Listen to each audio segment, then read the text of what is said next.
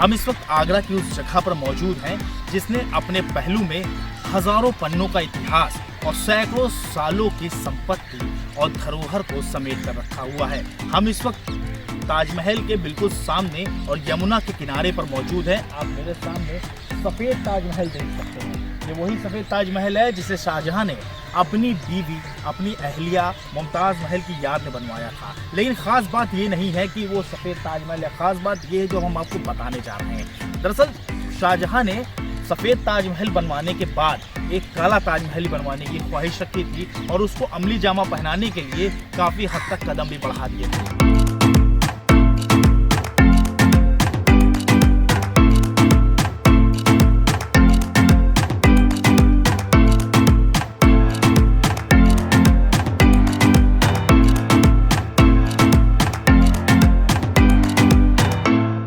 मेरे दाहिनी तरफ वही काले ताजमहल की ये न्यू है।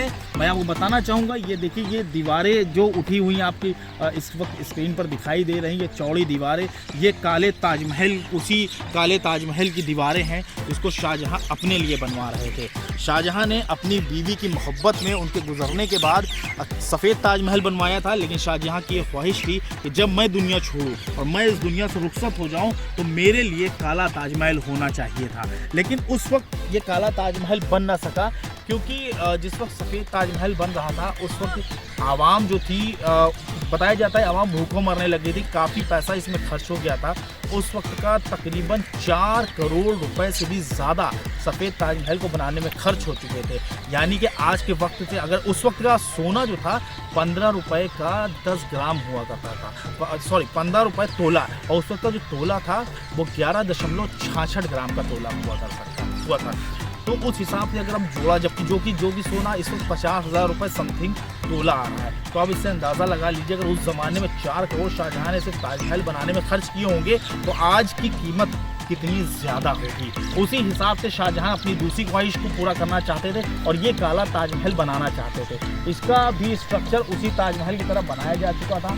तकरीबन 1 किलोमीटर तक इसकी हदबंदी हो चुकी थी। मैं दिखाना चाहूँगा स्क्रीन पर आपको, ये आप देख सकते हैं, ये चौड़ी दीवारें ये उसी काले ताजमहल की हैं और ये चौड़ी दीवारें, इन्हीं पर ताजमहल का वो स्ट्रक्चर खड़ा होता। उसी तरह से इसको भी बनाया जाता, लकड़ी का स्ट्रक्चर होता। अगर बाढ़ आ जाती तो ये स्ट्रक्चर तैरना शुरू कर देता, भूकंप में कभी गिरता नहीं। इसी तरह से इस स्ट्रक्चर को भी तैयार किया गया था। लेकिन अफसोस उनकी ये ख्वाहिश पूरी नहीं हो सकी।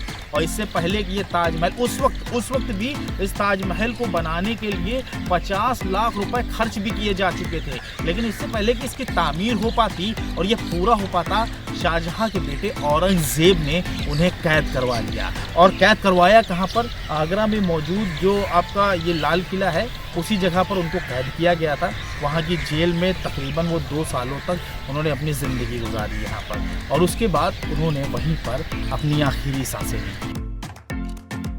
तो ये काले ताजमहल के बाद जो है, जब अगर इसकी बनावट को देखा जाए तो ये बीच का जो एरिया खाली है, ये ही वो जगह होती जहाँ पर शाहजहां को दफन किया जाता। और लोग, अब टूरिस्ट जो कि सैकड़ों साल गुजर चुके हैं, जैसे कि लोग आ रहे हैं, हम आ रहे हैं, उसी तरह से लोग आज भी यहाँ पर शाहजहां को देखने आते, मगर उनकी ये ख्वाहिश उनके बेटे की वजह से पूरी ना हो सकी। और एक अजीमुश्शान शहंशाह इस दुनिया से अज़ियत भरी अपनी ज़िंदगी के आखिरी दौर को अज़ियतनाक ज़िंदगी जीते हुए इस दुनिया से गुजर गए और अपने पीछे हज़ारों सवाल छोड़ गए।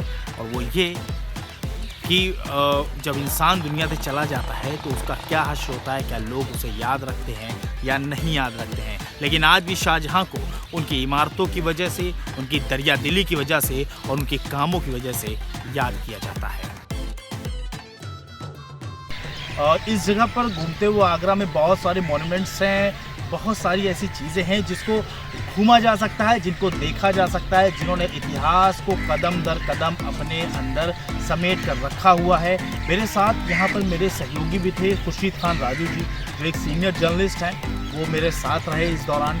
मोहम्मद सरताज अली वो मेरे साथ रहे, वो इस वक्त भी मेरे साथ यहाँ पर मौजूद हैं, जो हम लोग को इस तरह की मदद कर रहे हैं। लेकिन मैं कुल मिला के यही बताना चाहूँगा कि शाहजहां को आज भी दुनिया याद रखती है। शाहजहाँ की इसी इमारत ने आज भी मोहब्बत की निशानी को जिंदा रखा है। आज भी प्यार करने वाले इसे मोहब्बत की निशानी मानते हैं। और जाते जाते सिर्फ मैं इतना ही कहना चाहूँगा, इंसान क्या लेकर दुनिया में आया था जो लेकर जाएगा, और सिर्फ बची रह जाती है तो सिर्फ यादें।